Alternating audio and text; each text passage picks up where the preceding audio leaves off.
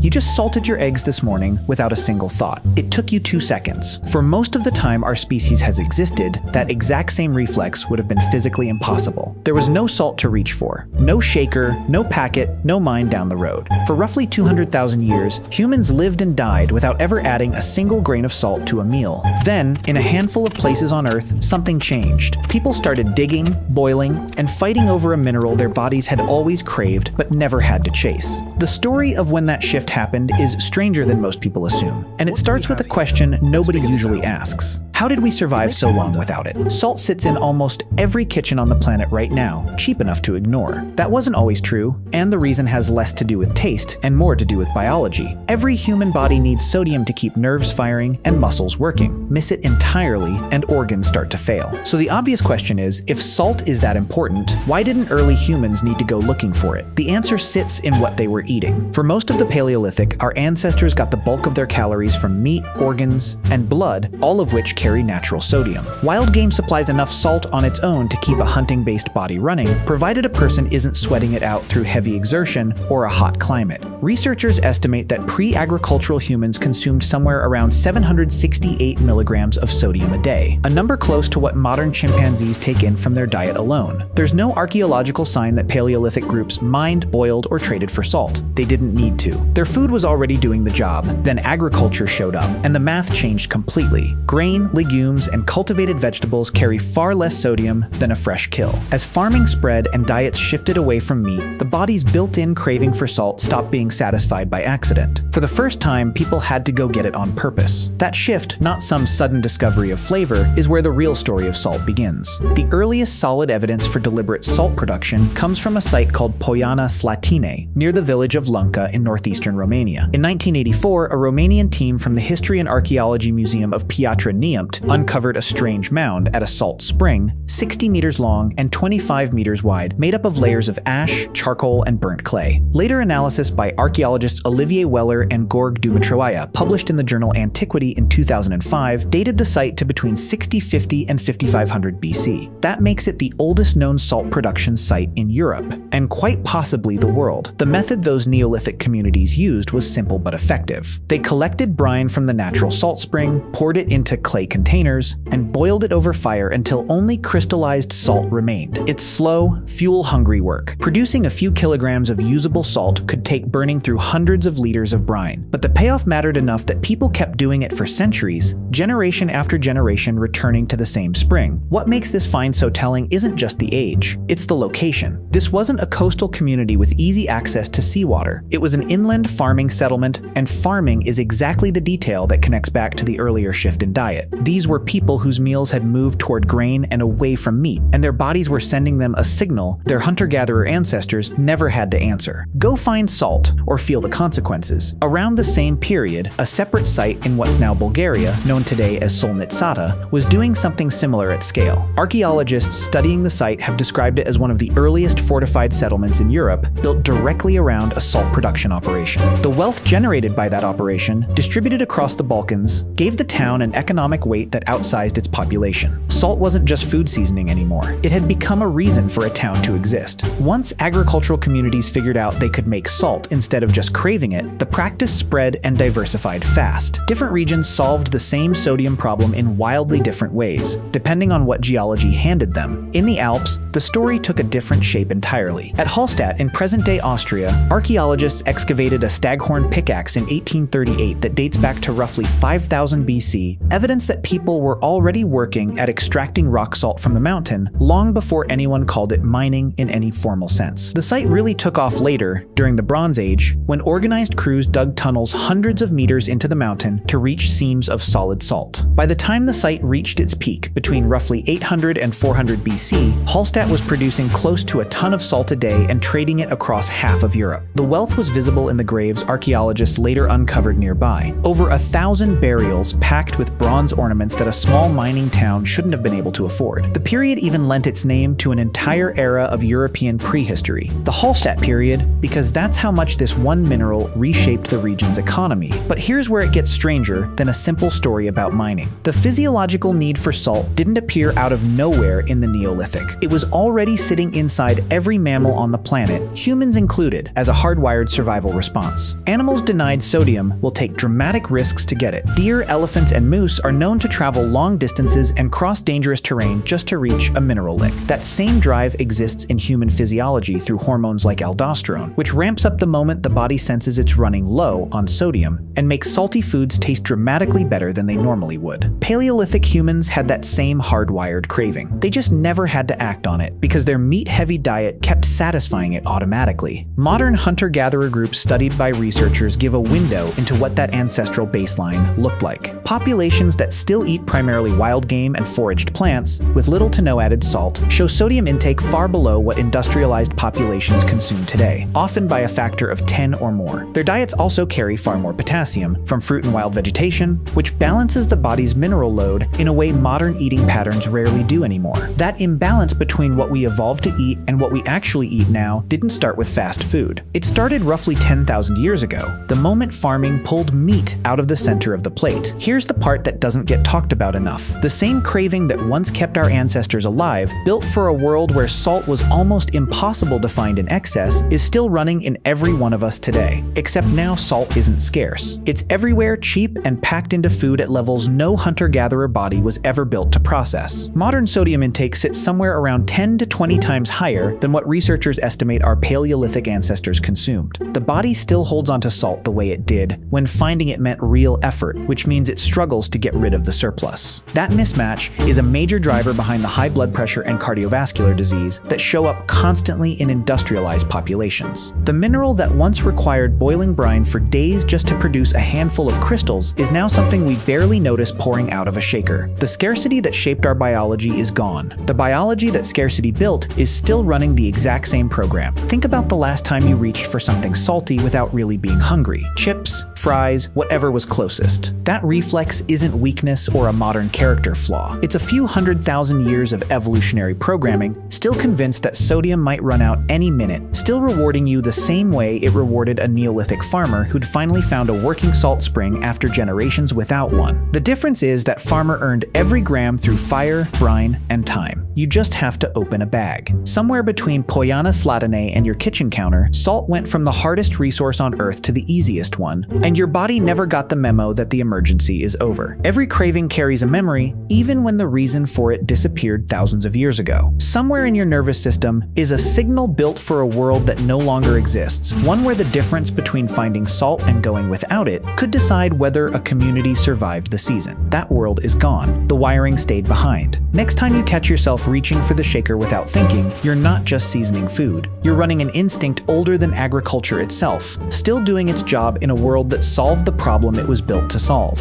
If you want more stories like this, stick around.